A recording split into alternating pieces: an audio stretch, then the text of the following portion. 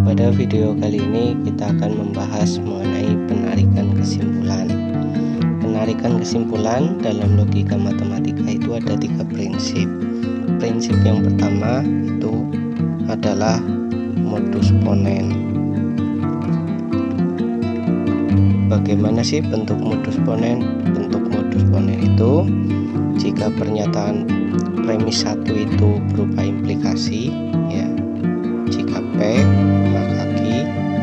Kemudian ada premis yang kedua P, maka kesimpulannya berarti Q, ya. Jika ini ada pernyataan implikasi yang bernilai benar, kemudian ternyata diketahui P-nya benar, maka kesimpulannya bernilai Q-nya juga bernilai benar.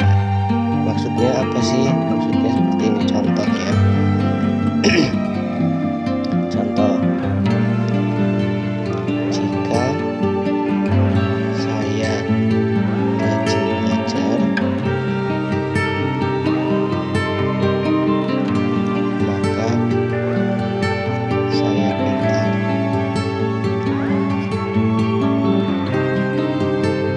Kemudian diketahui bahwa saya rajin belajar.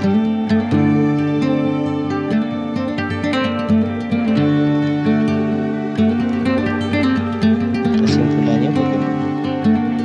Kesimpulannya adalah saya pintar.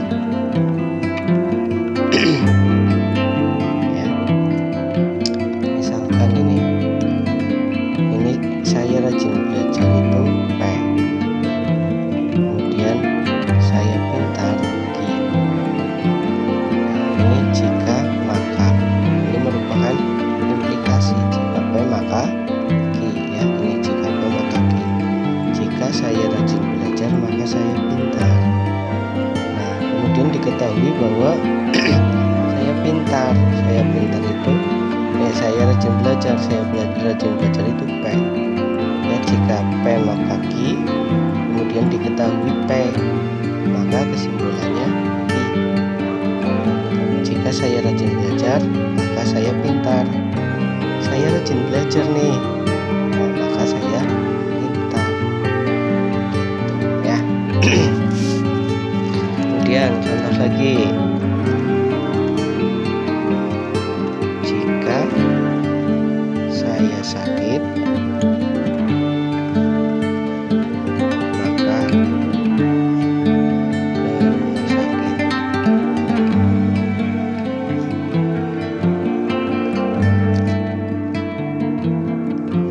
Nah, diketahui saya sakit. Kesimpulannya bagaimana? Kesimpulannya saya ke rumah sakit.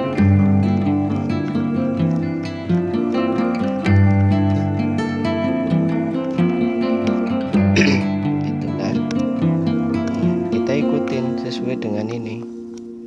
Ya, saya sakit. Ini sebagai P, ke rumah sakit ini sebagai Q. Diketahui saya sakit P. Ya, ini. Maka kesimpulannya adalah Q. Saya ke rumah sakit, ya. Itu untuk modus ponen. Nah, untuk modus yang kedua itu yaitu modus tolen. Modus tolen itu bentuknya bagaimana? Ya, kita bahas ya. Modus tolen. Modus tolen itu bentuknya jika P maka Q, kemudian diketahui nih negasi Q-nya, berarti kesimpulannya adalah negasi P. Contohnya bagaimana? Contohnya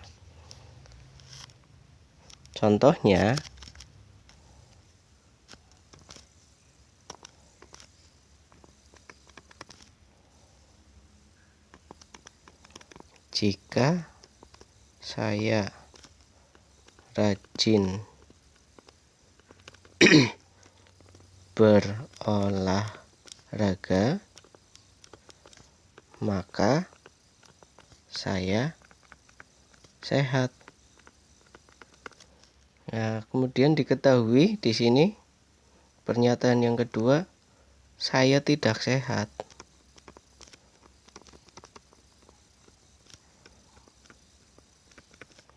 Berarti kesimpulannya bagaimana? Kesimpulannya adalah saya tidak rajin berolahraga. Ya, kita ikuti bentuk ini ya. Di sini saya rajin berolahraga itu kan P. Jika maka berarti implikasi ya. Saya sehat itu Q. Kemudian ada premis lagi, saya tidak sehat. Saya tidak sehat itu implikasi negasi dari saya sehat. Negasi dari saya sehat itu saya tidak sehat. Saya sehat sebagai Q, berarti ini sebagai negasi Q. Kesimpulannya adalah negasi P. Ini P-nya, negasinya menjadi saya tidak rajin. Nah, ini negasi P. Ya, begitu. Itu untuk penarikan kesimpulan menggunakan modus Tholen ya. Perlu contoh lagi? Kalau perlu tambahkan lagi.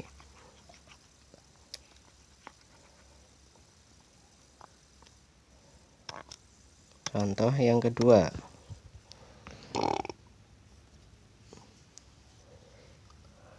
Contoh yang kedua itu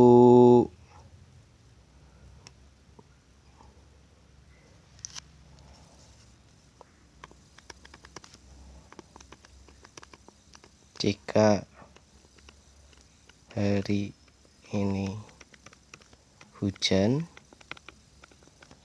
maka saya bawa payung. Ini premis 1 ya. Kemudian diketahui saya bawa payung, saya tidak bawa payung. Saya tidak bawa payung. Kesimpulannya apa? Kesimpulannya hari ini tidak hujan.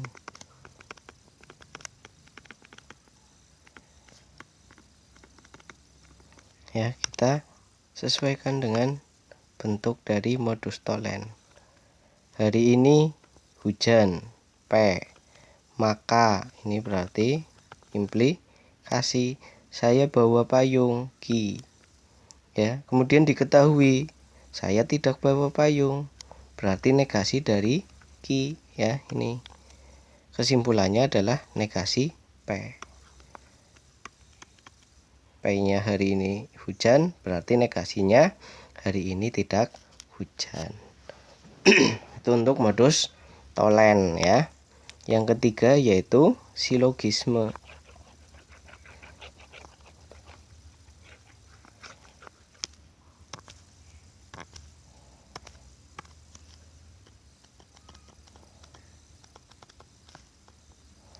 Silogisme itu bentuknya jika P maka Q, kemudian jika Q maka R, maka kesimpulannya jika P maka R ya. Contohnya, jika saya rajin belajar, maka saya pintar. Kemudian ada premis yang kedua, jika saya pintar, maka saya sukses. Nah, kesimpulannya bagaimana? Kesimpulannya berarti jika saya rajin belajar, maka saya sukses. Ya, kita ikuti bentuk dari silogisme ini. Saya rajin belajar, P. Ya. Kemudian maka ini implikasi. Saya pintar, ini berarti sebagai ki. Ya, kemudian ada premis baru. Saya pintar itu mana? Ki ya ini. Nah, berarti ini. Kemudian maka ini implikasi. Saya sukses. Nah, pernyataan baru ya. Saya sukses itu pernyataan baru. Pernyataan baru P berarti setelah Ki R. Nah, sebagai R ya. Maka kesimpulannya adalah PR.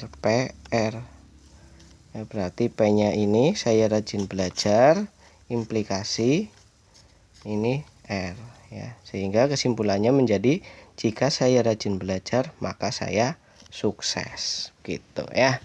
Itu untuk silogisme.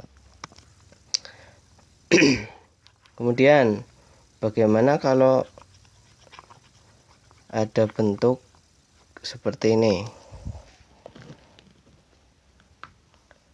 Misalkan ada bentuk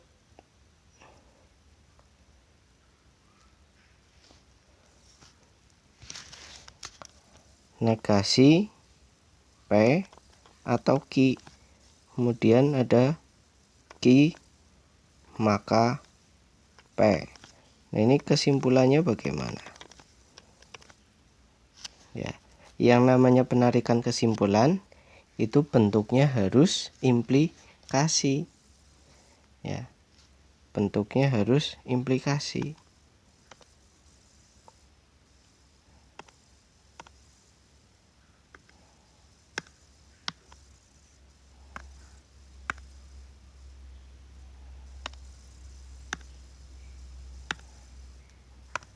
Ya, ini kan bentuknya bukan implikasi, maka kita rubah dulu menjadi bentuk implikasi. Ya, berarti cari ekuivalennya. Negasi P atau Ki itu ekuivalen dengan apa? Negasi P atau Ki ekuivalennya dengan P maka Ki.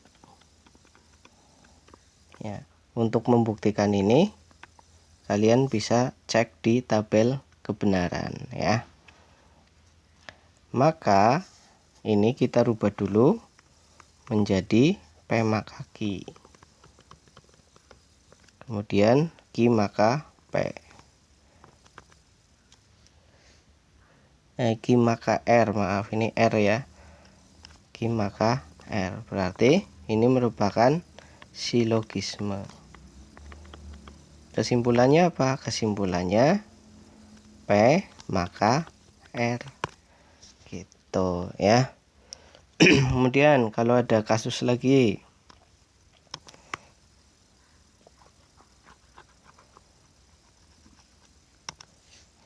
Kalau ada soal negasi Ki maka negasi P.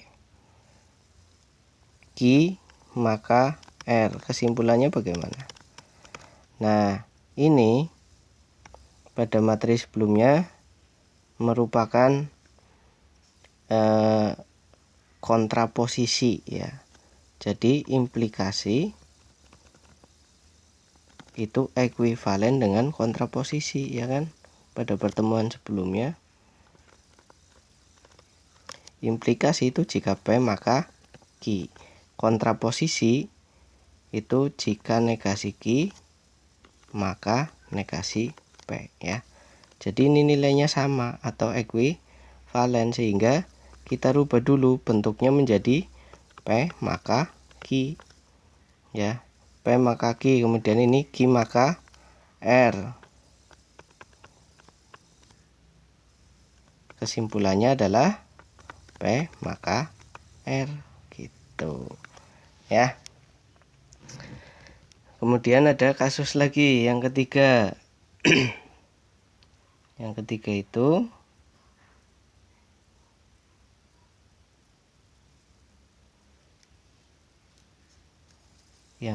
misalkan negasi,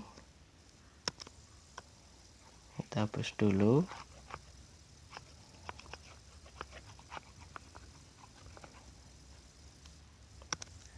negasi Q maka P, kemudian Q maka R, nah, kemudian negasi R.